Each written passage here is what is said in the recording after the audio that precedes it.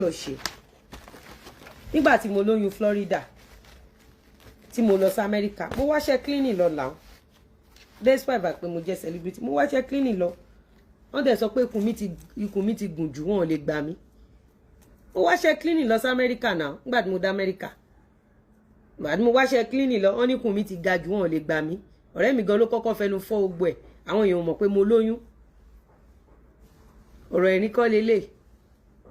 ẹ̀yin èèyàn wa ẹ̀yin tèmi arábìnrin yìí tí a mọ̀ sí Lizzy Anjorin ó ti jáde ó jáde wá bu ojú abẹ́ ó tún sọ sítórì nípa bí ó ṣe lọ sí Amẹ́ríkà láti lọ wá iṣẹ́ ṣe o nígbà tí ó wà ní ìlú òyìn Florida. ẹ̀yin tèmi ó bó ojú abẹ́ wípé kó ń worú bọ̀bọ̀ tí ojú abẹ́ ń fẹ́ kan worú èèyàn tí bọ̀bọ̀ yẹn jẹ́. ẹ̀yin tèmi ẹ jẹ́ ká gbọ́ látẹnu Lizzy Anjorin. ọ̀rẹ́ mi ló lọ ń discourage pé mo lóyún àtàwọn yẹn ò dẹ̀ gbà mí kí lẹ́rí tí mo ṣe mo jókòó mo ń polówó slimming tea mi mo ń polówó lẹ̀ you all saw me then now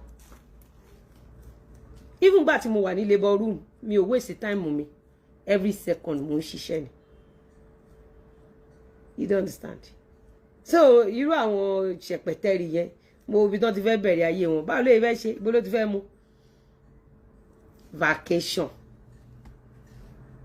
ẹ̀yin àwọn tó ń tọrọ bára kiri bí ṣẹpẹtẹrì ló ń lọ vacation ṣé tí ṣẹpẹtẹrì bá ní ilé tó ti fọwọ́ ara ẹ̀ kọ́ àbí tó ní mọ́tò tó fọwọ́ ara ẹ̀ rà àbí tó ní staff tó máa san sálárì fún ó máa rìn kiri ebi ìdókúdó nìyẹn ń bá kiri bẹ́ẹ̀ tó ń fẹ́ bòyà kí ẹ sáré fún àǹkárá tó ṣú ọ̀yìn hàn yín mo ní àǹkárá kan níbi ìbà àǹkárá yẹn dùn gan come oh dọ́là sẹ́ọ̀rì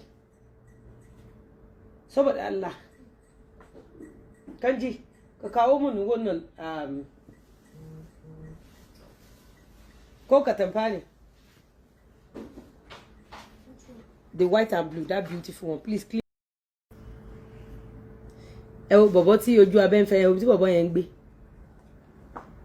this is ojú abẹ́ kò sórúkọ tí ò pé ọkọ mi tán ẹ wo gbẹ̀yìn ojú abẹ́. ẹ máa kẹ́kọ̀ọ́ ẹ̀yin obìnrin.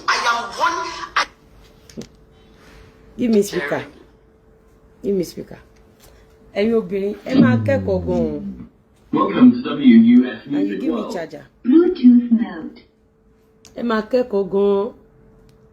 ètò ọlọ́mọba sọ pé ẹ̀kọ́ kù tó fẹ́ kọ́. Don't worry, I will do this one. ẹ máa kẹ́kọ̀ọ́ gan-an ẹ̀yin obìnrin. máa kẹ́kọ̀ọ́ gan-an.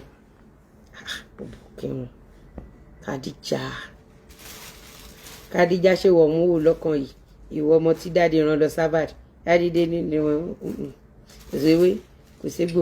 ọba nìkan pé bó ṣe rìn wá. mo kàn fẹ́ kí àwọn èèyàn máa ẹ́sítẹ́ǹtì ti máa ń lọ kó tó di pé mo fire back. I am warning you for the last time. Lizzy George. I am warning you. Madam Lizzy jẹ́ kí n ṣàdúrà fún yín. Madam Lizzy wàá jẹun ọmọ wàá rí bá ti ṣe wàá rọ́nà gbígbà á dára fún ẹ o. Madam Lizzy ní gbogbo ìgbà tó bá fẹ́ jẹun ọmọ oúnjẹ ọmọ òní kúrò lẹ́nu ẹ̀. mo fàsìkò yìí ṣàdúrà fún gbogbo ẹ̀yin warriors látòrí Zimama ìyá Adébímpé ọmọ Olúṣọlá Yusuf àmọ̀rí ọ̀rẹ́ mi and callers best callers Lizzy ni mi tọkàntọkàn ẹ pọ̀ mo ń fàsìkò yìí ṣàdúrà fún yín gbogbo ẹ̀yin olólùfẹ́ mi tẹ́ ẹ dúró tì mí nítorí pé aláṣeyọrí ni yín gbogbo ẹ̀yin olólùfẹ́ mi ẹ ṣàṣeyọrí nínú ìrìn àjò yín ẹ ṣàṣeyọrí lórí ọmọ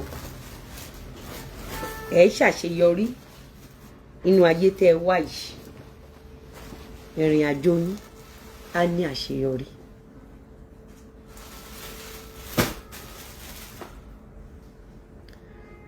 ṣé rí gbogbo nǹkan tó ń ṣẹlẹ̀ ní Nàìjíríà má jẹ́ kó discourage ẹ from achieving your goals má jẹ́ kó discourage ẹ from achieving your goals. Come and give me this one. Gbogbo tẹ́ tó ń ṣẹlẹ̀ Nàìjíríà má jẹ́ kó discourage ẹ from achieving your goals. Have a target. Carry this thing come out. Make I see if I can use this down so that I can sit down.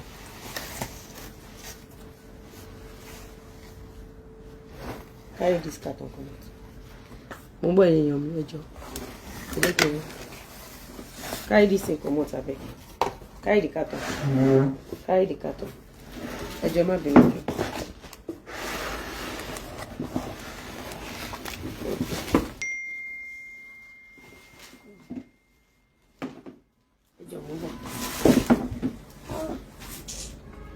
This thing no fit come down. No.